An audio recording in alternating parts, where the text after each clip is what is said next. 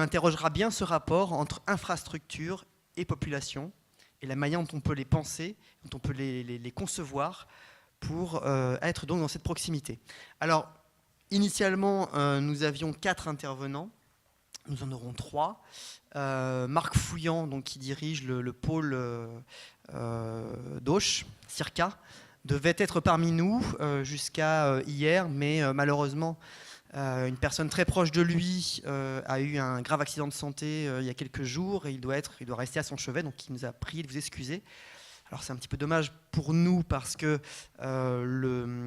l'équipement qui a été conçu et imaginé à Auch et inauguré il y a assez peu de temps, il y a 2 ans à peu près, est l'un des derniers, l'un des plus poussés, pensés, imaginés en tout cas sur différentes fonctionnalités. Donc c'est Patricia Capusta, que je vais présenter juste après, qui a accepté aussi d'en dire quelques mots, le présenter, et on a pu récupérer quelques photos pour vous les présenter, vous montrer un petit peu comment ça s'insère dans l'espace public et comment les choses ont été imaginées. En tout cas, Marc Fouillant regrette et m'a prié de s'excuser auprès de vous. Le troisième intervenant va nous rejoindre. Il semblerait qu'il soit bloqué dans la ville de Bruxelles parce qu'il y a quelques troubles effectivement aujourd'hui avec la manifestation. C'est Christophe Pourtois qui est architecte, qui est un spécialiste aussi des infrastructures cirque. Il a co-signé un ouvrage cirque contemporain avec Gilles Jacob et il sera là pour nous apporter son éclairage sur les équipements de cirque tels qu'ils sont pensés aujourd'hui en France, en Belgique et en Europe, et peut-être même aussi sur la manière dont on pourrait aussi encore aller plus loin et imaginer d'autres fonctionnalités, toujours dans le rapport au territoire et aux populations.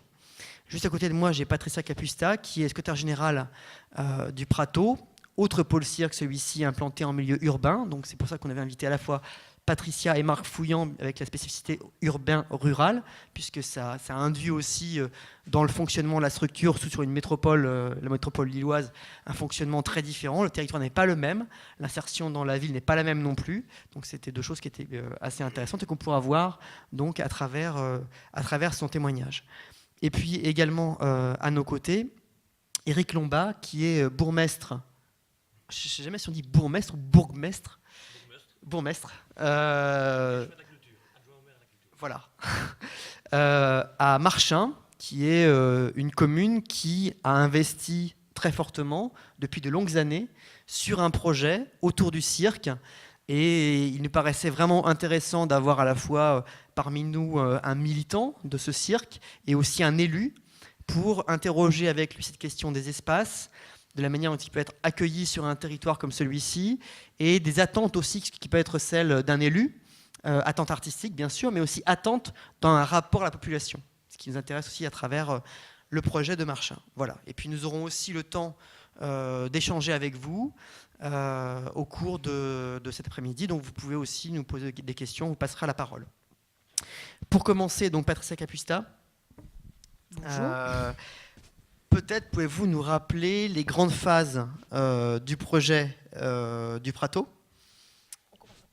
On commence par le Prato, c'est peut-être plus simple hein, pour chauffer un petit peu. Voilà. Et comment justement, à travers ces différentes phases de travail, a été imaginé le rapport à la population et comment il a évolué aussi peut-être dans le projet. Par rapport au lieu, hein, on est d'accord, hein, on est toujours du point de vue du lieu, qui est un point de vue qui nous anime. Hein. D'abord, je suis ravie d'être ici et de témoigner de cet enthousiasme qu'on a eu d'assister. On a quand même de la chance, on a assisté ces 20 dernières années à quand même un grand mouvement pour la discipline qu'est le cirque, la discipline artistique qu'est le cirque, et d'avoir pu accompagner comme ça prendre en chemin, alors que nous étions des clowns, comme je le disais tout à l'heure.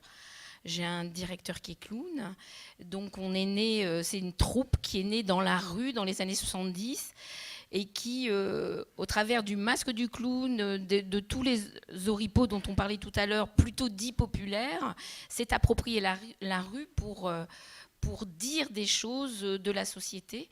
Donc quand est arrivé le moment, la naissance, l'émergence de nouveaux talents, d'une nouvelle discipline, enfin en tout cas d'un renouveau, c'est pas une nouvelle discipline, d'un renouveau dans les arts du cirque, on s'est senti très frères et très proches. C'est-à-dire d'assister à la naissance de talents, d'écriture qui se brouillonnaient là devant nous, ça nous a touchés. Donc dire ça déjà en préambule. Alors le Prato, comme je le disais, a 40 ans.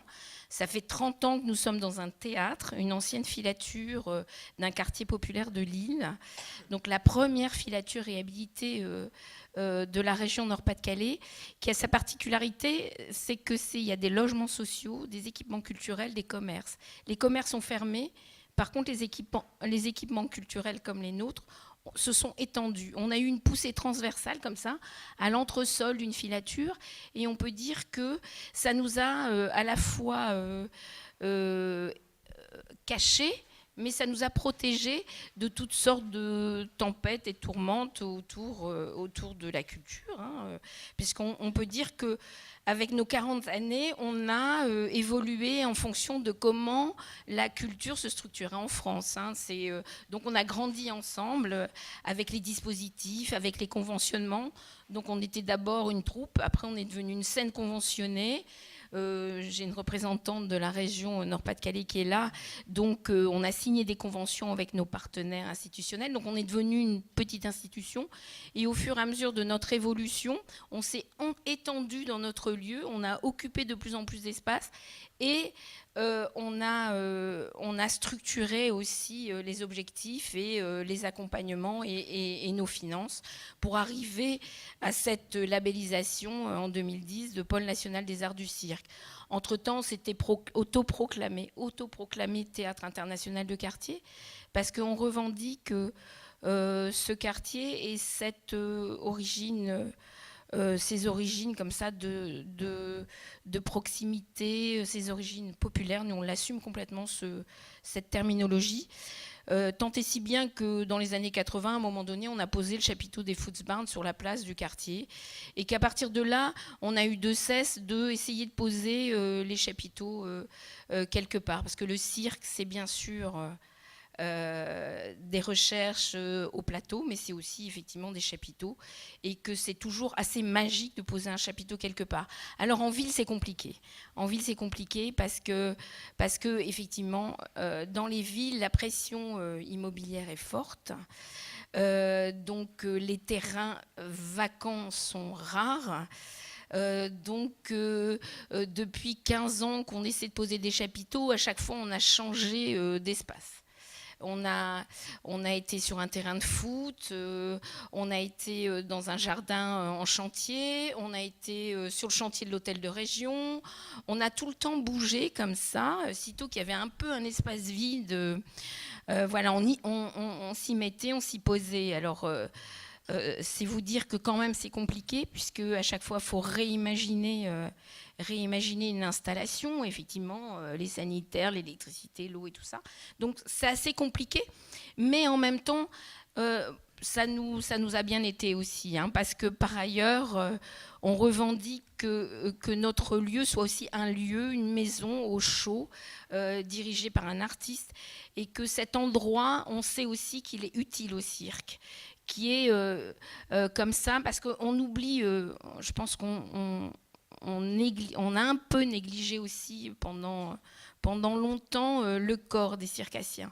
On ne l'a pas traité de la même manière que le corps des danseurs. C'est-à-dire on a pensé qu'ils pouvaient s'entraîner partout, dans le froid, sur du béton. Enfin, et donc, je sais qu'à cet endroit-là, nous, on s'est donné ce rôle-là de maison avec nos 2 salles de spectacle. On fait en sorte qu'il y ait tout le temps des répétitions, des résidences, parce qu'on sait que cet endroit au chaud, pour fabriquer, imaginer quelque chose qui n'existe pas encore, parce que voilà, ça part de la page blanche, donc il faut bien qu'il y ait un endroit où ça brouillonne, ça crayonne, et puis le fait de ne pas être trop visible non plus permet que des démarches naissent sans qu'elles soient tout de suite entre guillemets sanctionnées. C'est-à-dire qu'il faut bien aussi des endroits de laboratoire.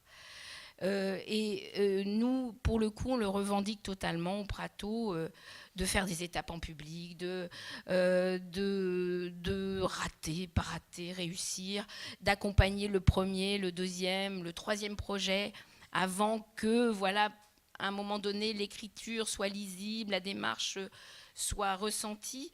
Et donc cet endroit de la maison, du lieu qu'on aime appeler dédié, même si c'est un vocabulaire qu'on peut considérer comme institutionnel, ça nous plaît aussi, qu'il y ait un lieu dédié, chargé de motivation, avec une présence d'artistes, là, pour les regards obliques, pour l'attention. Voilà, on revendique aussi ça. Par contre, cette histoire de cirque sous chapiteau dans les villes n'est pas, comme je vous le disais, sans poser problème, puisque là, on était content. Depuis 2009, on était Gare Saint-Sauveur, qui est un nouveau lieu important à Lille, hein, qui est une ancienne gare qui est située en centre-ville, à côté de la mairie, pas loin du Prato, qui faisait vraiment la jonction entre notre quartier et le centre-ville. Bon, on a vécu des choses, des moments importants d'accueil de cirque, et ben là, il y a un chantier de quartier qui était prévu, hein, on savait qu'on était là provisoirement, sauf que le chantier s'accélère, puisque dans les villes, voilà, l'urbanisation fait qu'on voilà, on a comme ça des poussées, des demandes, des attentes pour des logements sociaux, pour tout ça, ce qui est compréhensible. Mais tout à coup, voilà, la mairie de Lille a décidé d'accueillir la fan zone de la Coupe d'Europe de football. Donc tout à coup, le chantier s'accélère. Et tout à coup, on n'a plus accès à cet espace. Donc tout ce chemin qu'on faisait depuis 2009 à l'endroit de la gare Saint-Sauveur, ben voilà, il faut recommencer. Donc à chaque fois, c'est des à-coups quand même qui sont pénibles et qui nous empêchent quand même d'avoir une vision, de s'installer un peu plus confortablement, d'équiper les espaces et tout ça. Par contre, les villes, c'est aussi des stimulations. La ville de Lille, vous n'êtes pas sans savoir, c'est une ville très stimulante au niveau culturel. Donc il faut toujours se remettre en question et remettre en question son projet. Et pour le coup, on peut dire que il y a eu les années 70, les 15 premières années du Prato, on était plutôt autour du clown, plutôt de la rue, on avait un festival de clowns, ben voilà, et on occupait tous les lieux de la ville possibles et imaginables pour notre festival. Et il y a eu, après, Lille, capitale européenne de la culture. Il y a eu Lille 2004. Et le chantier de Lille 2004 a été concomitant d'un moment où on travaillait, puisque ça a commencé en 2001, hein, de réfléchir sur ce qui allait s'y passer. Ça a été en concordance avec une autre périodicité qui était celle de l'année des arts du cirque. Et à côté de ça, troisième point, donc les années 2000, comme ça, nous, on s'engageait dans un partenariat avec un ami belge, la Maison de la Culture de Tournai, autour des arts du cirque. Et depuis 12 ans, nous sommes dans un projet européen, deuxième programme, autour des arts du cirque pour la circulation des publics et des œuvres, donc sur cette frontière. Donc les années 2001-2004 ont été des années importantes pour nous.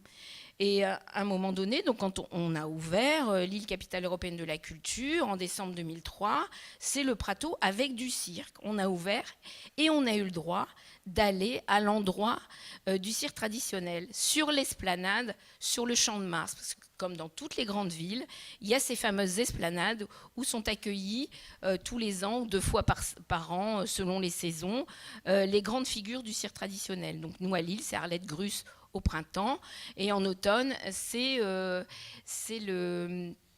la grande fête lilloise du cirque. Donc, c'est rendez-vous. Donc, nous, contents, quoi. Contents, on a le droit, on a accès à cette superbe esplanade, parce que c'est Lille 2004, capitale européenne de la culture. Voilà. On ouvre en fêtant nos 20 ans de festival de clowns. Donc, on fait un chapiteau les 20 ans, et on fait le chapiteau des arceaux. Et c'est un événement fabuleux. Par contre, après, plus jamais on a eu accès à cette esplanade. Donc, cette histoire d'espace dans la ville, c'est quand même quelque chose qui, tout le temps, pose problème. N'est jamais acquis parce que, voilà, il y a tellement de pression. Ces espaces vacants, ils ne sont pas admis en ville. il y a des raisons comme ça matérielles, comme je vous le disais, qui sont immobilières, mais il y a aussi des raisons symboliques. C'est la peur du manouche. Enfin, c'est tout ça quand même en ville. Donc, on sait que ce développement-là, il est difficile en ville. C'est à la fois ce qui vous intéresse par projet, c'est-à-dire d'aller là partout dans la ville, d'être présent dans la ville. C'est aussi une nécessité que de trouver ces espaces-là. Mais sinon, dans le lieu qui est le lieu plus fixe, comment est-ce que vous l'avez imaginé dans son rapport au quartier, par exemple? Est-ce que c'est un lieu où on rentre facilement, où il y a des choses à faire, il y a des choses à découvrir? Comment les circulations ont été pensées par rapport à ça? Alors effectivement, cet autoproclamé théâtre international de quartier, vous sentez la malice derrière, l'ironie, c'était qu'effectivement, bien sûr, se colter un quartier, se colter les habitants de ce quartier, ça c'est une préoccupation de toujours pour le Prato. Quand il a démarré dans la rue, c'était ça sa préoccupation. Après, de mettre en partage, d'être cet état d'esprit de partage, de proximité, bien évidemment. Mais il ne fallait surtout pas qu'on se laisse piéger par une quelconque politique de ville, sans parler de politique de la ville, mais de politique de ville qui serait, bon, le Prato, ils sont bien, là, ils sont dans le sous-sol de la filature et ils sont un théâtre de quartier, ils font le boulot. Et le reste de la création se passerait ailleurs, en centre-ville, par exemple. Donc, une des démarches, quand on a été relogé, parce qu'on a été relogé en 85 dans ce sous-sol de filature, ça a été de faire venir le centre-ville. Avant, bien sûr qu'on s'est préoccupé de l'habitant du quartier, mais ça on faisait déjà, puisqu'on était déjà dans le même quartier. On avait déjà un festival qui sillonnait la ville, etc. Donc on était déjà en action, en marche là-dessus. Mais l'autre préoccupation, ça a été vraiment de faire venir le centre-ville dans ce quartier. Et l'autre axe aussi, ça a été d'aller à l'extérieur, de continuer de tourner, d'où international de quartier, pour tout le temps ramener l'autre, ramener l'inconnu. Parce que c'est aussi ça, un état d'esprit, c'est l'autre où on lui donne la place. C'est refuser justement de n'être qu'un théâtre de quartier. Et toute la difficulté, elle est tout le temps dans cette tension-là, qui est passionnante, parce que c'est tout le boulot des publics qu'on fait au quotidien, les uns et les autres, dans nos maisons. Mais c'est comment, bien sûr, avoir des publics fidèles, des publics acquis, des publics sensibles, des publics, comme le disait le monsieur ce matin, bobos, enfin, qui seraient ceux qui visitent les salles, mais comment sans cesse on renouvelle ce public et comment on s'intéresse aussi à l'autre, à celui qui n'est pas forcément tout près, à celui, enfin voilà, c'est la place de l'autre, c'est un état d'esprit aussi. Et dans ce monde qui est celui du cirque, qu'il soit nouveau ou renouveau ou contemporain, ou voilà, c'est cet état d'esprit, c'est ces valeurs-là qui nous motivent en fait. Qu'est-ce que vous pourriez imaginer comme équipement différent ou supplémentaire? Qu'est-ce qui faciliterait cette rencontre entre population et circassiens et votre projet? Nous, c'est le gros chantier, c'est vraiment cet espace chapiteau, même si on ne veut pas qu'il soit permanent, parce qu'on a bien conscience que c'est compliqué, parce que par ailleurs, il y a tellement de propositions culturelles sur une métropole comme Lille. Donc, on n'est pas obsédé d'avoir accès à un espace chapiteau en permanence. On a ce théâtre qui est aussi pluridisciplinaire, qui accompagne aussi les clowns depuis toujours. Donc, là, on a 2 jeunes compagnies qui viennent de sortir. Donc, on a besoin aussi de continuer de faire ce qu'on fait dans notre théâtre. Donc là, on a un beau théâtre, puisqu'il a été réaménagé pendant le temps de Lille 2004, quand on a fait les chapiteaux. Donc on a eu un bel équipement avec une mesure qui rend accessible les formes de cirque, c'est-à-dire on a un plateau 13 sur 13 avec 8 mètres de hauteur, donc on est en mesure d'accueillir du cirque sur plateau. On peut même pousser les murs et atteindre les 18 mètres en enlevant une partie du gradin. Donc on a une belle salle. Maintenant le défi, c'est d'avoir accès à des espaces vacants dans la ville, c'est-à-dire des espaces où il y a des possibles, des chapiteaux, mais aussi plein d'autres possibles, quoi. D'ailleurs, dans Cirque en campagne, le Prato avait, dans la table ronde qu'il avait organisée à Lille, on avait évoqué quelle place pour quel cirque. Parce que l'idée qui est là derrière, c'est la place physique, mais c'est aussi la place des cirques dans leur diversité, parce qu'aujourd'hui, on assiste à cette diversité. La diversité est possible, la diversité des esthétiques, des approches, des formats, enfin, etc. Donc c'est comment, dans une ville comme Lille, on peut offrir une diversité. Et offrir la diversité, c'est aussi avoir accès à des espaces différents, qui ne soient pas seulement celui de notre théâtre. Donc on continue de gamberger et on pousse les murs aussi. On a quitté Lille. Là, on vient de créer un festival depuis 3 ans qui s'appelle l'Étoile dans la ville, où là, on va en métropole. Et puis là, on est soutenu par une nouvelle tutelle qui est maintenant dans les métropoles. Il y a Lille Métropole, c'est un peu partout dans les villes comme ça, qui s'octroient aussi des compétences culturelles et qui, eux, dans leurs objectifs, il y a le souci d'un public qui n'irait pas en centre-ville, qui n'irait pas en ville. Et comment on s'approche d'eux? Donc on a imaginé un festival de cirque sous chapiteaux, de rues, dans les salles des fêtes, dans la métropole lilloise. On a une 20aine de partenaires, c'est la 3e édition cette année. Et ce festival, je sais qu'on l'a imaginé après avoir visité Auch, après être allé plusieurs années à Auch, parce que ce qui nous fascinait à Auch, c'était de voir le chapiteau à côté d'une cathédrale, quoi. C'était assez magique. Et ça semble impossible dans des grandes villes. C'est hyper compliqué. Donc là, si on a des envies et des besoins en termes d'espace, c'est des accès à des nouveaux espaces. Puis après, des moyens. Parce que pour montrer cette diversité-là, il faut aussi des moyens. Là, je rêve d'accueillir Barreau d'Evel. On soutient cette compagnie depuis des années. Et puis voilà, on n'a pas les moyens de les montrer, quoi. Alors, on a des astuces. On fait, et comme on aime partager, on fait des collaborations, des partenariats. Bon, il y a un Marchin à côté de moi. Trottola, il vient 3 fois, il va à Marchin après. On fait des choses comme ça, quoi. Voilà. Ou d'abord, excusez-moi. Oui, non, mais bien sûr, on essaie de rationaliser nos envies. On a des désirs et des envies de montrer.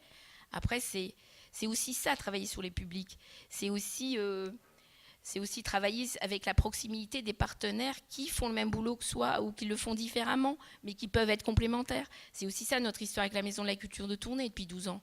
C'est qu'eux, c'est une grosse maison de la culture, avec plein de projets à l'intérieur, mais par ailleurs, pas du tout d'espace pour les résidences. Nous, c'est une petite structure avec un artiste et des résidences possibles. Et on a construit tout un rapport comme ça à la création et au public. Ça s'appelait Circulons au départ, autour des œuvres et des publics. Donc la préoccupation du public et des œuvres, elle est au cœur de notre projet, qu'il soit à l'endroit de notre projet européen avec Tournai, comme à l'endroit de l'île 3000 et de la gare Saint-Sauveur, comme à l'endroit de notre projet plus personnel qui est celui de la salle.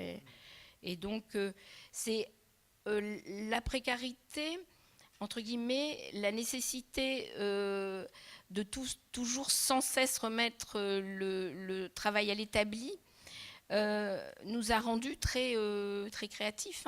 Mais en même temps, ce n'est pas suffisant de dire ça, quoi. Il faut aussi quand même qu'il y ait un peu plus de moyens.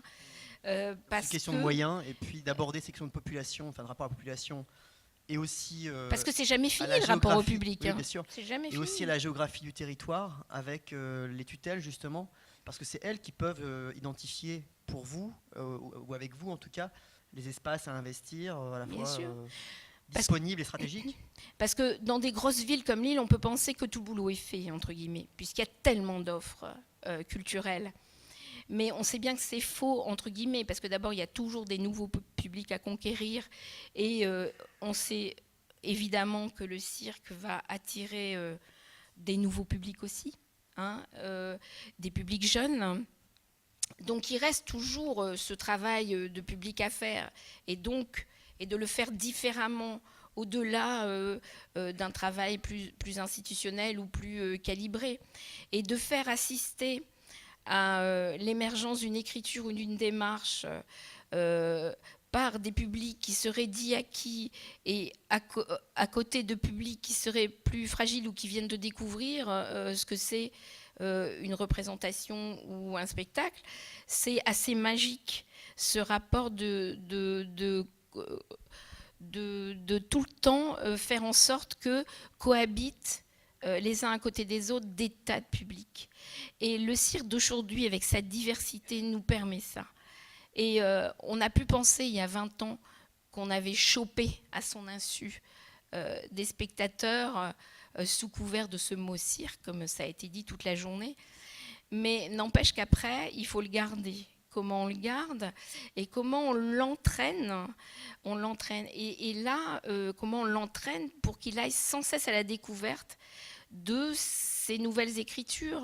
Parce qu'on a beaucoup travaillé, nous, sur des formes en frontal, des formes plus de recherche. Mais je dis tout le temps, on a un peu le public qu'on mérite, quoi.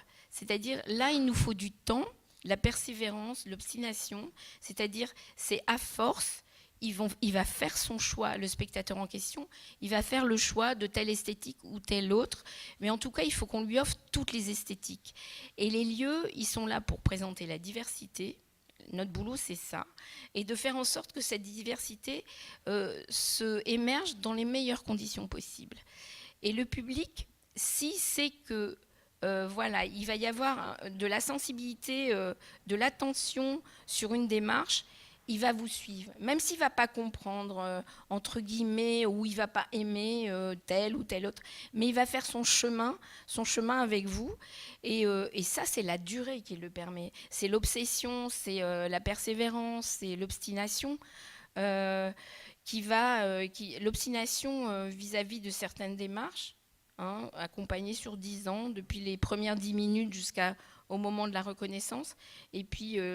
avec le public, pareil, comment on va l'emmener et lui dire, voyez, le cirque, c'est ça, mais c'est aussi ça, c'est aussi ça, c'est aussi ça. L'autre jour, j'étais fascinée à Auch, il y avait un spectateur belge qui vient tout voir à la Maison de la Culture de Tournai et tout voir au Prato.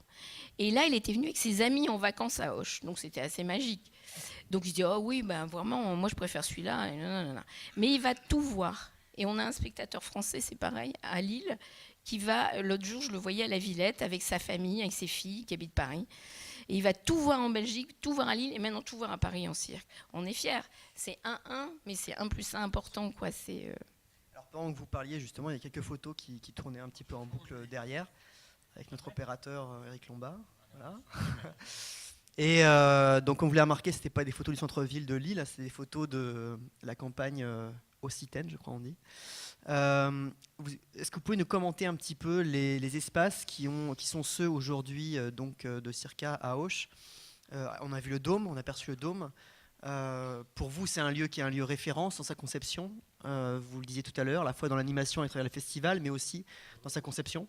Alors peut-être que vous pouvez nous donner quelques repères, ce qui vous a touché, vous, ce qui vous a intéressé dans la manière dont ce lieu a été imaginé, à la fois dans son rapport aux artistes d'une part, mais aussi dans son rapport au territoire, à la population.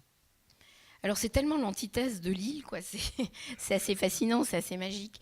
Et ça a été la force, je pense aussi, du repérage pendant l'année des Arts du Cirque. Ça a été la malice, sûrement aussi, de repérer des lieux aussi différents qui accompagnaient le cirque, là, entre Auch, Lille, ou Boulazac et Nexon. Enfin voilà, donc d'avoir repéré comme ça sur le territoire français des endroits dont la préoccupation c'était comment j'accompagne et comment j'accompagne au mieux la naissance de ce nouveau cirque, enfin en tout cas la vitalité, peut-être pas la naissance, la vitalité de ce nouveau cirque. Et là, on a un exemple avec Auch, voilà, on pourrait considérer que c'est une réussite totale. Moi, j'aurais jamais ça, hein, Nina, parce qu'il y a déjà 2 zéniths, enfin, donc il n'y aura jamais ça. Donc là, de créer un lieu pareil, dédié au cirque, avec à la fois ce grand dôme, des logements pour les résidences, du coup, tout un travail d'accueil sur la permanence et sur la durée en dehors du festival. Les chapiteaux qui continuent de se poser dans la ville alors que ce dôme existe, qui continuent de se poser dans la ville le temps du festival. Moi, je ne peux que me réjouir de ce chemin parcouru, d'un festival porté par une école de cirque, il y a 27 ans, je crois que c'est 27 ans à peu près, il y a 2 ans, cette inauguration de ce lieu, on ne peut que se réjouir. C'est vraiment un lieu de référence. Mais c'est pas pour autant qu'il est un lieu transposable. Hein.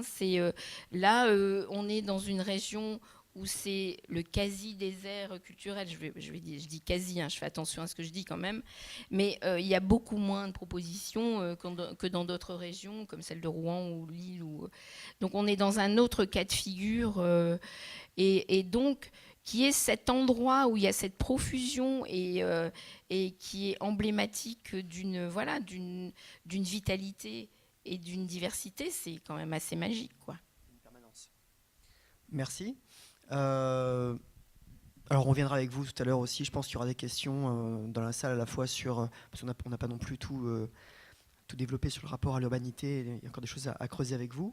Je voulais passer la parole à Éric Lombat donc pour cette fois-ci le projet de Marchin, qui est un projet là aussi relativement ancien, d'implantation d'équipes de cirque et de diffusion et d'action culturelle sur un territoire rural, avec une forte volonté politique. C'est ce qui nous intéresse, en tout cas, dans le projet qui va nous être présenté. Voilà. Donc, petite précision, il y avait que 2 photos de Auch, parce que, comme Auch n'est pas là, nous avons dépanné avec 2 photos qu'on avait sur nos clés USB dans nos mémoires. Voilà. Pour le reste, j'ai aussi beaucoup de plaisir à être parmi vous et à pouvoir échanger sur la thématique du cirque. M'excusez pour ce matin, je n'étais pas parmi vous, parce que j'étais tout simplement dans les rues de Bruxelles pour défendre la culture aussi. Parce que ce qu'on nous annonce n'est pas nécessairement des plus joyeux. Voilà, donc ça c'est dit, et je suis donc ici pour vous présenter Latitude 50, qui effectivement est une institution qui est située à Marchin, une commune de 5000 habitants. Donc Latitude 50 est un pôle des arts du cirque et de la rue, et nous sommes soutenus par la Fédération Wallonie-Bruxelles pour son fonctionnement et pour son développement. Alors, en quelques mots, d'abord Latitude 50, je vous parlerai de Marchin et de son contexte peut-être dans un deuxième temps. En quelques mots, d'abord un lieu de création, et c'est également un lieu de diffusion pour les arts du cirque et de la rue. Alors, un lieu de création, on a chaque année 60 demandes plus ou moins de résidence, 35 compagnies qui sont accueillies, et ça veut dire qu'il y a 150 artistes qui passent sur Latitude 50 chaque année. Au niveau de la diffusion, on a plus ou moins une programmation d'une dizaine de spectacles, avec une grosse forme. Je ne vais pas rentrer dans les détails. On a parlé de Trottola qui venait à Marchin, après à Lille. Non, c'est pour rire. Donc ça nous fait effectivement plus ou moins 4000 spectateurs annuellement. 4000 spectateurs qui sont issus de la région, enfin de la région de Marchin, mais plus largement de toute la communauté française, voire de la Fédération Wallonie-Bruxelles, voire de l'étranger. Alors, au niveau de l'infrastructure, pour le moment, c'est des salles de répétition, bien sûr. Les artistes qui sont accueillis en résidence sont là pour répéter. Ils logent, donc il y a donc des logements, il y a des bureaux. C'est aussi une aide à la création, puisqu'on a aussi une aide à l'écriture pour les arts du cirque et de la rue avec la SRCD. On a aussi de l'aide à la création de décors. J'en parlerai tout à l'heure avec l'ASBL Devenir, qui est une ASBL de formation. Et on aide également les compagnies aux questions de production. Voilà, ça c'est en quelques mots Latitude 50, je vais y revenir, mais je voudrais resituer Latitude 50 dans le contexte, et j'oublie de passer des photos de Marchin. Hop. Donc où est-ce qu'on se situe? Marchin est une commune de 5000 habitants, donc c'est une commune rurale qui se situe entre Namur et Liège, donc qui est au centre de la Wallonie. C'est une commune rurale, hein, dont nous avons énormément, donc dans 3000 hectares, sur les 3000 hectares, on a 20% de bâtis. Pour le reste, c'est peu de bois, mais beaucoup d'agriculture et beaucoup de champs et de vaches, hein, d'élevage. Mais on n'est pas que rural, puisqu'on a la vallée du Oyou, qui nous a permis de développer, c'est l'histoire, la sidérurgie. C'est assez particulier de se retrouver dans une commune rurale où il y a eu des usines et un passé industriel. Vous avez tous entendu parler de M. Mittal. Eh bien, il est en train de fermer les dernières usines à Marchin. Nous avons eu la métallurgie, le Oyou et la rivière, tout simplement la plus rapide de Belgique.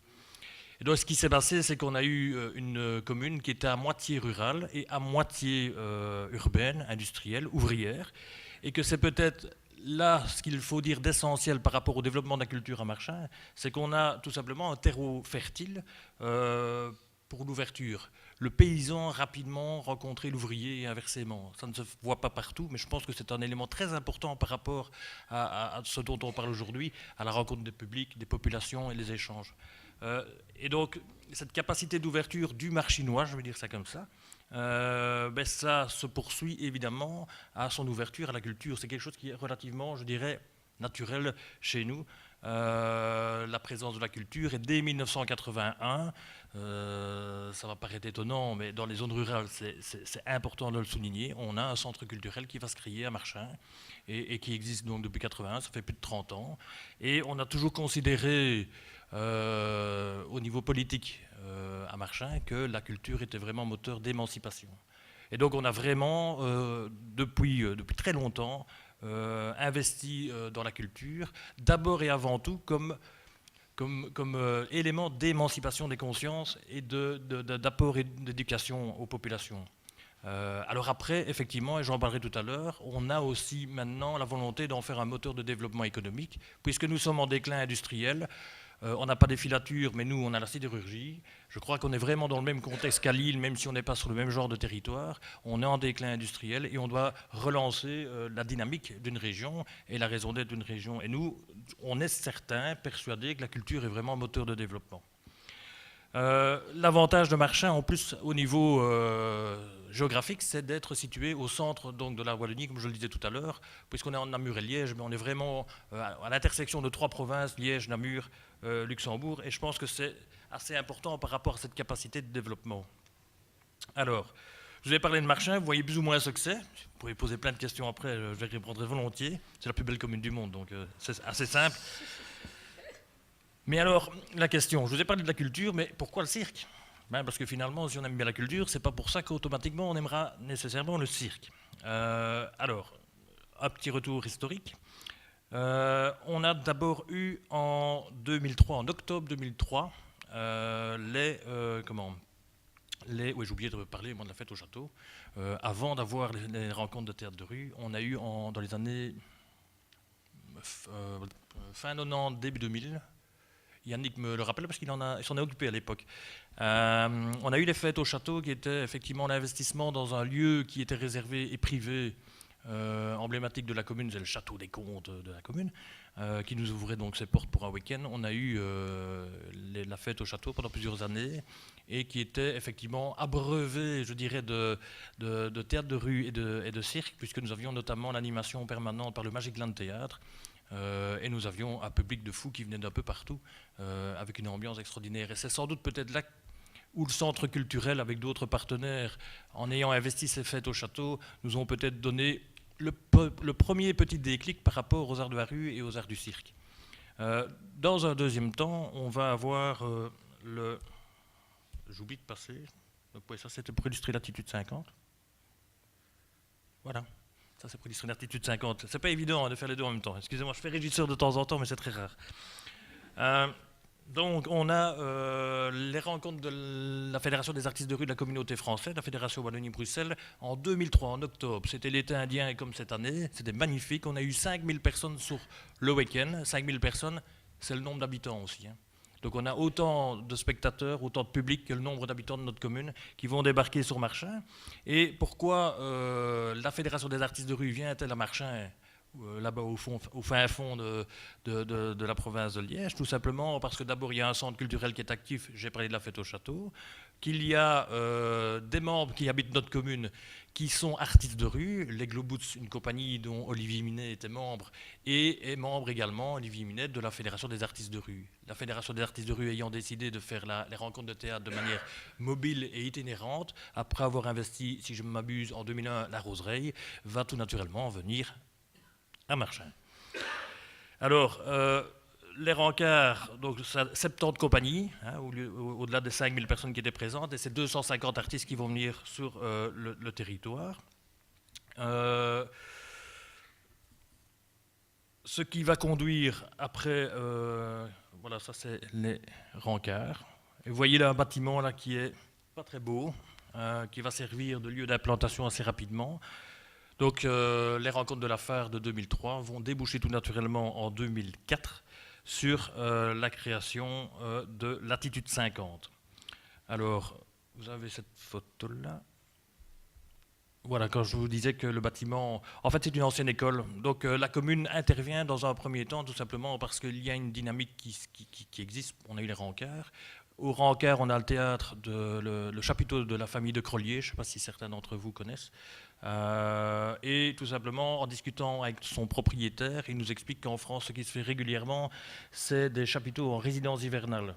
Au bourgmestre de mon état que je suis, que ce n'est pas inintéressant et que je lui propose de le faire évidemment à Marchins. Donc son magnifique chapiteau qui était vraiment emblématique au Rancard, on va l'implanter avec l'aide de la commune, avec les moyens financiers de la commune. Et comme on a un bâtiment juste à côté qui ne sert plus à rien, c'est une ancienne école, vous connaissez le processus de recentralisation des écoles de village, eh bien on va en profiter, on va rénover ce bâtiment qui va devenir le pied-à-terre et le lieu central de l'attitude. Alors, voici le chapiteau tel qu'il est en montage. Et voici le chapiteau tel qu'il est quand il neige, parce qu'il neige. C'est vallonné, c'est 250 mètres d'altitude, donc il faut mettre des pneus neige quand vous venez. En hiver, hein, pas en été. Alors, donc l'attitude 50, c'est donc une salle de répétition, un chapiteau, des logements pour les artistes et un lieu d'accueil du public, c'est ce qu'on appelle le bistrot, qui va être inauguré 2 ans plus tard. Donc on a déjà cette volonté de faire un lieu qui est pluridisciplinaire, pluriel, et qui permet à la fois d'accueillir des artistes, de diffuser du spectacle pour accueillir des spectateurs, mais également un bistrot qui n'est pas là que pour donner à boire et à manger aux artistes, mais qui est là aussi pour que la population puisse venir partager avec les artistes. Vous voyez ici une photo de David Dimitri qui était venu sur Marchins avec son chapiteau blanc et qui a fait une photo panoramique du lieu. Donc on voit ici, si je monte là évidemment ça n'ira pas, l'ensemble de l'infrastructure sur Grand Marchins qui est le lieu de l'attitude. Alors donc en résumé, l'attitude 50, je vais vous parler aussi de l'ancrage local au niveau institutionnel. Pour dire que ce n'est pas que des locaux. Donc il y a effectivement, vu l'implication de la commune, de la mairie, donc, des représentants au conseil d'administration qui vont être des représentants de la commune, mais finalement très peu. Donc on va vraiment s'inscrire sur un ancrage local au sens large du terme, puisqu'on va même avoir, notamment, vous l'avez entendu ce matin, il avait un drôle d'accent, Koen, à Larry, qui est lui de Circus Centrum, qui est un néerlandophone. Donc c'est une volonté aussi de ne pas rester dans son petit coin de Wallonie, mais c'est bien sûr un projet qui a une dimension internationale, puisque nous avions des photos de Auge, on va même jusque-là, même à Lille. On a par exemple Nathanaël Arc, qui est le directeur du Conservatoire de théâtre de Liège, donc on va vraiment aller chercher des compétences, la directrice du centre culturel de l'arrondissement de Huy. Donc on essaie vraiment d'être à la fois un ancrage local, mais de s'inscrire dans un paysage existant, culturel et institutionnel. Et bien sûr, l'école de cirque est présente, puisqu'on a une école de cirque à Marchins qui est fort importante, puisqu'on a 400 membres, 400 personnes qui font du cirque chaque semaine, ce qui, de nouveau en zone rurale, n'est pas anodin. Oui, évidemment, je suis toujours en retard avec mes photos. Voilà. Et donc, en résumé, donc pour le moment, on a des logements, on s'est logé 8 personnes, on a une salle de répétition, on a une salle pour travailler l'écriture, des arts du cirque, on a le chapiteau qui est magnifique, mais qui est malheureusement, et ça c'est notre gros problème, trop petit pour toute une série de pratiques circassiennes. On a évidemment les bureaux et on a un atelier décor. Hop là, ça c'est notre magnifique kiosque, avec un magnifique chapiteau que d'aucuns connaissent ici autour de la table. Et donc je vous disais, c'est la plus belle commune du monde. Donc au-delà des infrastructures, nous avons un magnifique environnement. Ceci, c'est la place qui est vraiment extraordinaire. Et en plus, un kiosque qui rappelle le chapiteau, on ne pouvait pas rêver mieux. Il était là avant, hein. Et là, il faut qu'on le rénove quand même, mais il le sera. Et c'est sur cette place-là qu'on accueille évidemment systématiquement les grandes formes, comme on en a parlé Trottola, les frères Forman, Haïtal, Barodével et David Dimitri, j'en ai également parlé. Quand on vous dit qu'on veut s'inscrire dans l'ancrage local et brasser les populations et pas exclusivement recevoir, c'est bien sympathique, des artistes, mais bien qu'il y ait des interactions et des échanges. Donc je vous ai parlé du bistrot, il se situe là où, en dessous des lampes, où il y a une tente. Et ça, c'était la fête de clôture de l'année dernière. Donc là, comme je l'ai dit, on peut rencontrer les artistes. Et ce qui est particulier, c'est qu'on y fait aussi des repas de la Maison des Solidarités. On a une Maison des Solidarités à Marchins, c'est-à-dire des repas pour les moins nantis, c'est-à-dire les personnes, les pensionnés, les allocataires sociaux, les chômeurs, qui eux vont avoir des repas à prix très, très raisonnables, maximum 2 euros. Mais tout un chacun peut aller manger pour la modique somme de 8 euros. Ça évite le concept de resto du cœur qui est malheureusement parfois trop un ghetto de pauvres. Ici, on est vraiment dans l'échange. Et ces repas se donnent le vendredi midi au bistrot. Donc on a des artistes qui sont en résidence, des gens qui sont en train de se former, on a des Marchinois qui ont des difficultés financières et d'autres, moi j'y vais régulièrement, tout le monde se retrouve, tout le monde se parle et c'est très bien. Donc les repas sont réalisés par la Maison des Solidarités, là on est à l'intérieur du bistrot, donc le lieu est assez attrayant également, avec au mur régulièrement des expositions liées au cirque et avec la particularité que chaque compagnie qui est venue en diffusion doit laisser un objet mythique sur le mur. Il faut venir voir. Il y a des choses assez intéressantes. Alors, je vais vous parler des ateliers de formation décor. On est juste à côté, on a rénové un bâtiment, il vient d'être agrandi en plus. Et donc on a cette capacité de faire des décors pour des compagnies, 1 ou 2 par an. L'objectif pour nous, c'est simplement de faire des formations au projet. On croit qu'il y a un public qui a d'abord besoin d'avoir une formation au projet avant d'être dans les formations qualifiantes. Ici, ce qui est extraordinaire, c'est que ces personnes qui sont sans qualification généralement au départ vont arriver, vont toucher à différentes techniques, la soudure, le fer, le bois, le métal, enfin, le tissu, le carton, tout ce qu'on veut.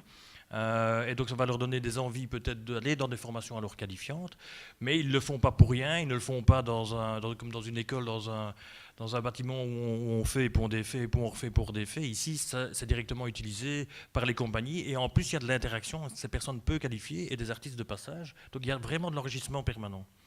Donc voilà, donc c'est 8 stagiaires qui viennent 3 jours par semaine et des modules, il y en a 2 par an. Voilà. Alors une de leurs réalisations, je ne sais pas si d'aucuns d'entre vous l'ont déjà vu, c'est un bateau, tout simplement, qui roule. Donc là, il roule sur la route. Et ils ont réalisé ça. Ça, c'était le projet phare d'un des modules des stagiaires. Alors, collaboration également avec l'école de cirque de Marchins. Donc, il y a, je l'ai dit, 400 élèves, hein, c'est quand même assez important. Mais on a aussi, à travers l'école de cirque de Marchins, des collaborations avec la Fédé des cirques. Dans la Fédération des écoles de cirque loisirs en Fédération Wallonie-Bruxelles et qui va venir s'installer, s'installer en septembre 2014 à Marchins. Donc on n'est pas si loin que ça.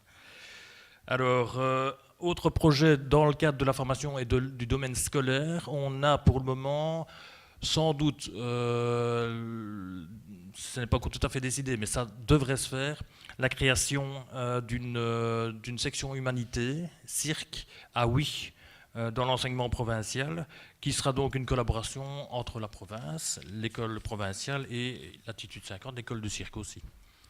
Voilà. Donc, j'ai peut-être été un peu long, je suis désolé, mais bon, je pense qu'il faut vraiment tracer un portrait parce que c'est vraiment particulier. Et donc, quels sont nos projets, comment est-ce qu'on voit l'avenir? Parce que finalement, on est effectivement les 3. Il y a encore des tas de choses à mettre en place. Donc d'abord, on veut défendre la transversalité. J'en ai déjà parlé. Pour nous, la culture, c'est à la fois émancipatif pour les populations, pour la personne, mais c'est aussi moteur de développement. C'est aussi moteur de développement du tourisme. Quand on a un quart des Halles de Scarbeck qui débarquent à Marchins les Bains de Pied, c'est bien, parce que ça veut dire que des gens vont peut-être revenir le lendemain, soit au resto, soit au gîte, etc. Donc ils vont venir se promener parce qu'ils vont trouver que c'est quand même pas mal comme endroit et que c'est effectivement la plus belle commune du monde. Si. Mais c'est aussi de l'économie et c'est aussi du social. L'économie parce qu'on a créé de l'emploi. Sur le site, pour le moment, on est à 6 emplois. Dans une commune qui perd des emplois industriels comme Marchins, c'est pas négligeable. Et ça, c'est en direct, parce qu'il y a tout l'indirect, évidemment. Le social, j'en ai parlé, c'est les repas avec la Maison des Solidarités, le croisement du public. Donc c'est le social au sens noble du terme, au sens large. Hein, c'est la rencontre, c'est l'émancipation. Alors, pour le moment, on a un beau chapiteau, mais il est un peu petit. Et il manque de hauteur. Beaucoup de compagnies ne savent pas venir nous rejoindre, ne savent pas nous fréquenter parce qu'on manque de hauteur. Et par rapport à la diffusion, le problème du chapiteau, il est attractif effectivement, mais on est complet à chaque fois, c'est 200 places. Donc pour atteindre les 4000 avec 10 dates par an, ben oui, avec 200, on bloque la jauge assez rapidement, donc c'est dommage. Alors, à côté de ça, on ne sait pas répondre aux demandes des compagnies. Il y en a 60, plus de 60 qui demandent pour venir à Marchand, on ne s'en accueillir qu'une trentaine. Donc on aimerait bien pouvoir élargir la capacité d'accueil et en accueillir 2 à la fois. D'autant plus qu'accueillir 2 compagnies, ça veut aussi dire des échanges entre compagnies. Donc on a parlé des échanges qu'ils ont avec les repas MDS. Les échanges avec les Marchinois, puisque le loyer des compagnies qui viennent en résidence, c'est d'avoir une interaction avec le village. Généralement, c'est des écoles, mais ça peut être d'autres publics, ça dépend des circonstances. Mais voilà. Mais on voudrait bien qu'ils puissent venir à plusieurs compagnies, parce que je pense que dans le secteur, je pense que c'est vraiment intéressant de pouvoir se croiser. Et on veut aussi pouvoir développer encore davantage le pôle de l'école de cirque. On est vraiment complémentaires et pour le moment, l'école de cirque travaille dans un autre bâtiment communal, dans un autre village, un autre hameau, même commune mais ailleurs. Je vais arriver. C'est pas pour moi, c'est Boris. Non mais donc voilà, donc on aimerait bien recentraliser l'école de cirque sur le site puisque d'abord il en vaut la peine et puis c'est plus logique. Alors, pour arriver à agrandir tout ça et à améliorer toute cette infrastructure, on a des pistes et on a des volontés. Alors, on veut construire un cirque en dur. On veut un dur qu'on ne sait pas déplacer, nous. Donc, un cirque en dur qui aura évidemment de la hauteur, qui sera aussi un lieu de spectacle et un lieu de répétition. Alors, on est une commune rurale, on a 5000 habitants. En plus, on est mis sous plan de gestion maintenant. Pour vous dire, c'est pas facile. Les finances, c'est pour ça que j'étais tantôt le matin dans les rues.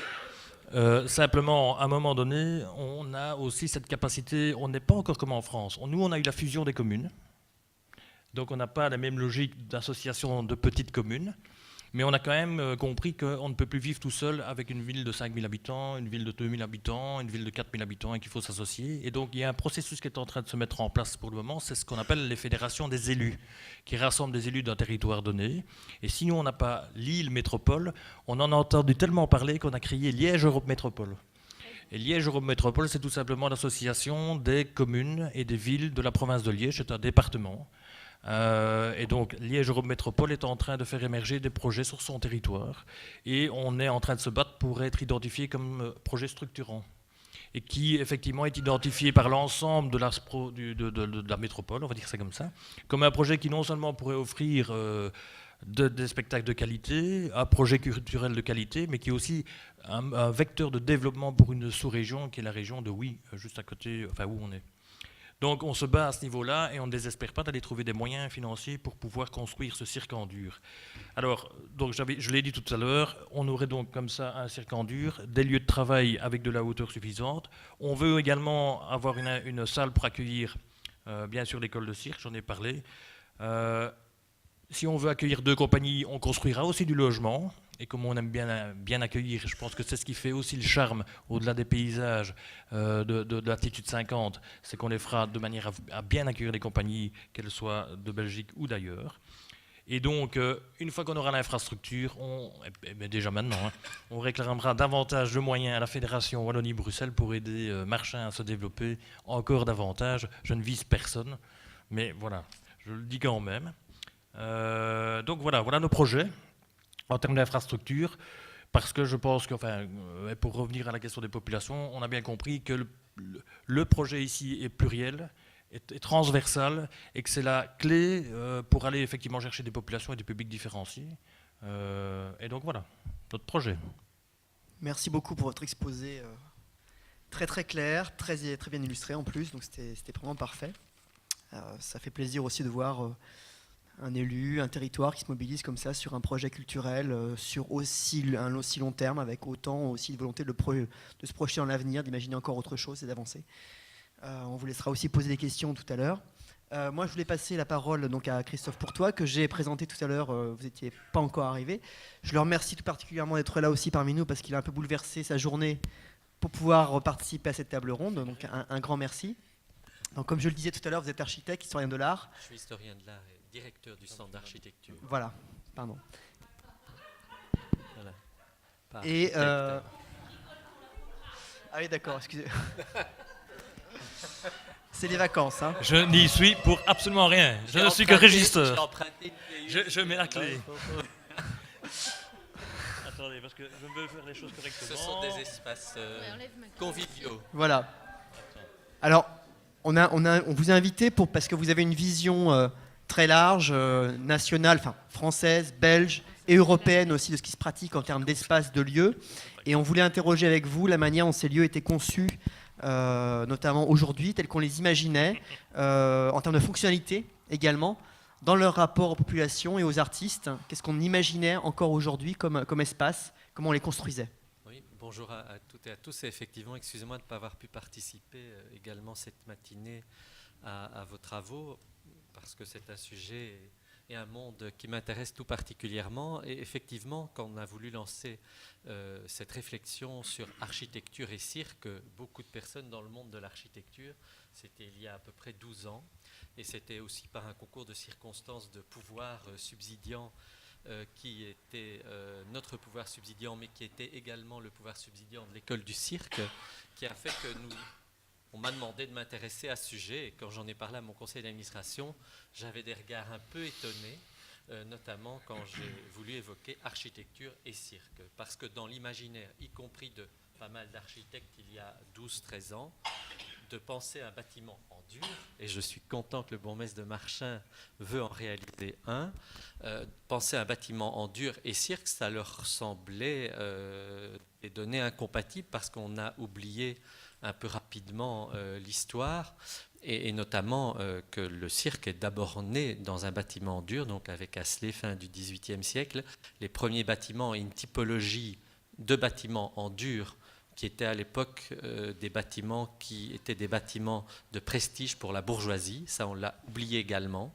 Donc, c'est que chaque ville, quand elle accédait à un certain niveau de sécurité financière et d'aisance, l'élite locale souhaitait développer et construire son propre bâtiment de cirque. Pourquoi? Parce que donc Asselet, je rappelle, c'était un écuyer.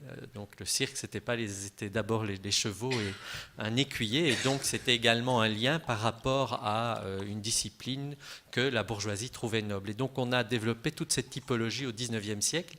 Et elle a été un peu balayée à la fin des années 50 sous les coups de boutoir d'abord du développement des chapiteaux qui sont venus essentiellement d'abord aussi de cette vision barnumesque, on peut l'appeler comme ça, du continent américain, qui a développé, lui par contre, en raison, et c'est là aussi où c'est intéressant au niveau architecture, territoire, nécessité, l'usage et la mobilité étaient effectivement radicalement différents. Et donc, ils ont dû développer, eux, ce phénomène donc, de la toile dans des proportions très importantes, qui après est revenu en Europe. Et alors, je disais donc importance de la toile à ce moment-là, mais aussi spéculation qui a nécessité aussi, qui a fait que beaucoup de lieux ont disparu. Donc on en connaît de très nombreux à Paris qui ont été détruits. Ne reste à Paris vraiment emblématique de l'époque que le cirque d'hiver. Il faut savoir qu'il y avait un cirque beaucoup plus grand du même architecte Hittorf qui était au début des Champs-Élysées. Donc on a encore le cirque d'hiver d'Hittorf. Il y a dans pas mal de villes, et alors là je vais évoquer par la suite des projets de rénovation. Donc il y a à Elbeuf, il y a eu une rénovation. Le centre qui se trouve donc à Châlons, c'est aussi un centre qui se trouve dans un bâtiment plus ancien. On a des rénovations de bâtiments donc, qui étaient dédiés à l'origine pour le cirque ici à Bruxelles, avec un projet des années 50 qui est à l'emplacement de l'ancien cirque, donc en dur. C'est un très beau projet, très intéressant et qui combine, mais on a oublié aussi là le fait qu'il était destiné au cirque et que donc sa principale affectation c'était le cirque. Et avec ce mouvement de balancier, on a assisté donc à la fin des années 90, et notamment sous l'impulsion à nouveau du continent nord-américain aussi, et sous la demande ici de répondre à d'autres projets et à d'autres mesures concernant la transmission des arts du cirque. Donc avec le Cirque du Soleil, le vaste développement qu'il y a eu sur cette étendue, je vais peut-être avancer. Ah oui, voilà. Donc je vais peut-être avancer tout de suite justement. Voilà, ici, avec l'École nationale du cirque, donc qui est à proximité du siège social du Cirque du Soleil. Et là, ce sont des développements, vous voyez, par rapport à l'imaginaire que l'on peut avoir du cirque, de la toile, à quel point on peut être éloigné, parce que nous sommes aussi là face à une demande, face à la transmission. Donc très longtemps, on a connu donc ces familles du cirque avec cette transmission à l'intérieur de ces grandes familles du cirque. Et nous passons maintenant tout d'abord à d'autres formes du cirque, au nouveau cirque tel qu'on le connaît, mais aussi donc à des modes de transmission et de pluridisciplinarité qui n'existaient pas forcément auparavant.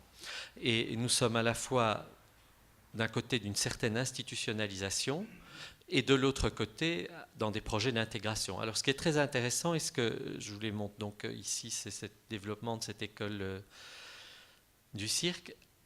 Alors je vais revenir un petit peu avant parce que dans le cadre donc d'implantation, on est, et vous disiez tout à l'heure que justement on a toujours un rejet, on se trouve toujours en périphérie.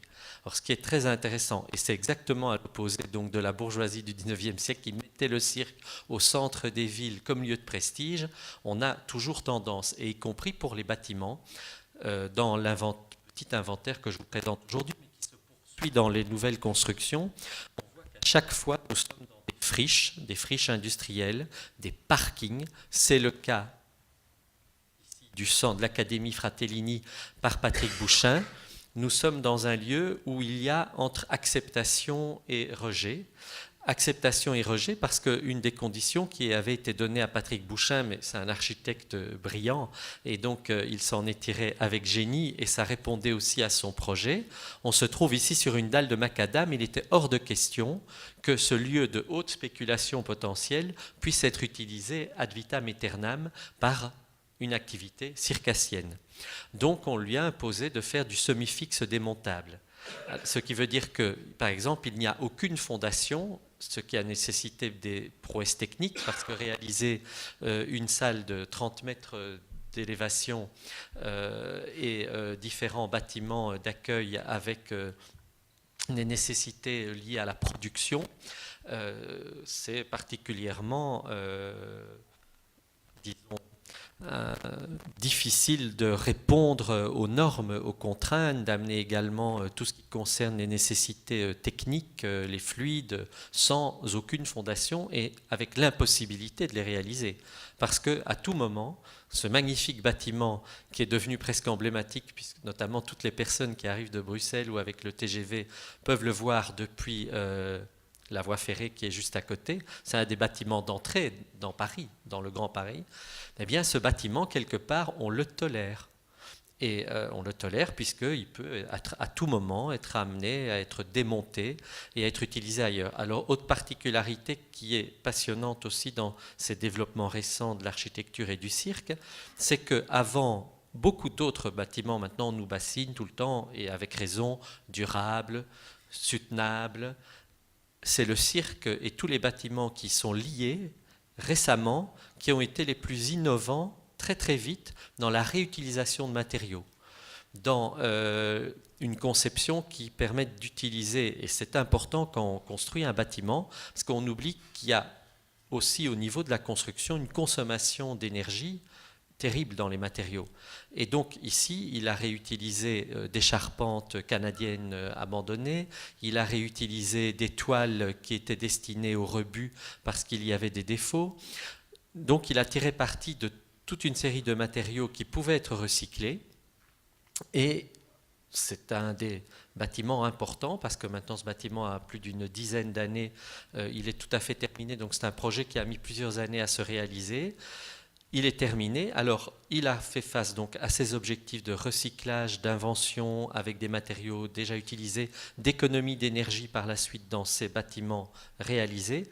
Il a également fait face à des coûts. Alors aussi, on est toujours dans des projets avec des coûts très réduits. Donc, projet ici de 4 millions d'euros, ce qui est dérisoire par rapport à la taille du bâtiment. Donc, on a des projets dans lesquels il n'est pas question de dépasser le budget. Donc, par contre, l'effet et l'impact sociétal et l'impact économique est énorme. Et il est inversement proportionnel au coût du projet, au fait qu'on le tolère aussi dans des endroits, dans des zones délaissées. Et nous remarquerons donc le cas de Patrick de zone délaissée, c'est également le cas du Circus Space à Londres, c'est également le cas de toutes ces zones où se trouve le siège social du Cirque du Soleil. C'est une ancienne zone qui était en partie utilisée pour des activités liées aux immondices. Alors à chaque fois, parce que c'est très étrange, parce que vous avez comme autre zone liée aux immondices, eh bien, la Power, c'était une Power Factory, donc le Circus Space à Londres, c'est un bâtiment qui a été rénové dans une ancienne usine de production électrique où on produisait l'électricité à base de déchets. Et vous avez encore d'autres cas, donc à chaque fois on a quand même une sorte de symbolique qui est tout à fait particulière à ces bâtiments et à leur emplacement. Donc bien entendu dans des lieux difficiles socialement, et ça c'est important, mais ce sont aussi des activités qui permettent d'apporter des réponses à des problèmes d'intégration par cette universalité du langage et par ce dépassement du cloisonnement des cultures, du cloisonnement des formes culturelles effectivement, mais aussi du cloisonnement des cultures. Et dans ce projet donc de Circus Space par Tim Ronald Architect. Donc ça c'est la façade principale typique de l'architecture qu'on appelle victorienne, mais déjà ici on voit les prémices du successeur de l'architecture édouardienne. Oui. On a peut-être changé. Vous m'entendez ? Et donc il a ici aussi utilisé un espace à des coûts très réduits et transformé donc ces grands espaces où se trouvaient les turbines auparavant en espaces de formation, espaces de spectacle qui permettent à la fois des échanges internationaux mais aussi un ancrage local très important dans un quartier en difficulté à Londres. Donc tous ces projets sont des projets qui ont été initiés à partir des années 2000, ce qui vous montre aussi le côté très récent de ce retour vers la forme en dur ou en semi-dur du cirque. Donc je vous parlais du Circus Space et de ces 7000 m² pour un coût de 4,6 millions d'euros, ce qui est quand même très dérisoire par rapport au coût, je ne vais pas citer d'architecte qui double les budgets ou de gare, ou de projet de gare, ou de autre, mais nous sommes dans une autre démarche. Alors un autre projet plus récent, et nous avons eu l'occasion, moi j'ai eu l'occasion de voir toute cette construction, et vous remarquez aussi que les choix esthétiques sont très variés. Donc mais il y a toujours derrière ces choix d'expression formelle, donc d'expression esthétique, il y a toujours une même éthique et une même philosophie. Mais on peut avoir emprunté des chemins visuels différents. Et quand je dis même éthique et même philosophie, donc c'est toujours ce combat pour des projets qui ont une polyvalence d'utilisation. Parce que ça, c'est aussi très intéressant de remarquer que je n'ai pas voulu faire un cours avec des plans, donc je montre beaucoup d'images et de photos, mais au niveau des projets, on a vraiment la possibilité, la nécessité, ça a été adopté très très vite, de répondre à une multiplicité d'usages et donc à une polyvalence et à un plan qui s'adapte à un plan relativement libre, qui respecte bien entendu des contraintes d'utilisation puisqu'il faut un matériel technique indispensable, mais on a quand même une certaine relative liberté et polyvalence des espaces. Et donc ceci c'est un projet donc, qui a été réalisé et terminé, c'est un des plus récent terminé, donc c'est la Brèche, qui est le pôle national des arts du cirque à Cherbourg. Alors, l'importance aussi des élus, parce que là, c'est l'actuel ministre de l'Intérieur français qui était le maire de Cherbourg, qui a lancé et qui a vraiment été derrière aussi ce projet. Et j'ai connu la partie aussi avant la construction de ce bâtiment, donc c'est pour dire qu'il y a possibilité d'espérer choses importantes. Donc on était dans des endroits très difficiles, aussi dans une cité à nouveau, avec un chapiteau. Et tout le projet, donc là on a réalisé une exposition, je passais pas mal de temps dans la roulotte avec artistes et autres personnes de l'école, bien avant la construction de ce bâtiment. Et donc, à nouveau, dans un quartier difficile, un endroit qui était lié aussi à une sorte de relégation sociale et d'exclusion. Et grâce à ces projets, on inverse et on intègre. Et donc, il y a des réponses à des problématiques non seulement sociales, mais aussi économiques. Et c'est vrai avec les six personnes. Ici, il y a encore beaucoup plus que 6 personnes.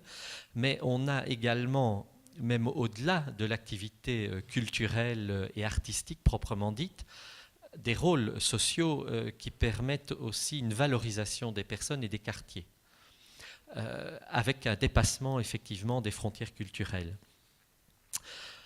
Donc, dans cette recherche sur les 14 dernières années de cette production, on se rend compte, et bon, il y en a beaucoup d'autres exemples, parce que Patrick Bouchain continue son travail, chaque architecte dans son domaine aussi. Donc, c'est une des figures les plus emblématiques, je trouve, actuellement en France, évidemment. Mais nous avons de très nombreux projets liés au monde du cirque, réutilisation d'espace, mais toujours marqués donc, par les mêmes aspects essentiels. Donc cet aspect participatif, transversal, d'intégration, le développement durable et l'ouverture des projets à des polyvalences de fonctions. Alors, combiner effectivement ces différents aspects avec la faiblesse des moyens qui sont affectés parce que partout, tous ces projets, ce qui les caractérise au niveau aussi donc, du développement budgétaire de ces projets, c'est la faiblesse des moyens par rapport à l'importance, à l'effet levier inverse qui est caractéristique des projets liés au cirque. Donc j'en parle avec beaucoup d'emballement pour certaines raisons, parce que je vois d'autres projets et d'autres typologies architecturales, et on n'est pas toujours face aux mêmes... on est souvent face aux mêmes enjeux, mais on n'est pas toujours avec les mêmes réponses. Et on n'est surtout pas... souvent, très souvent malheureusement, avec les mêmes impacts inversement proportionnels aux moyens mis. Et donc c'est vraiment... Pardon.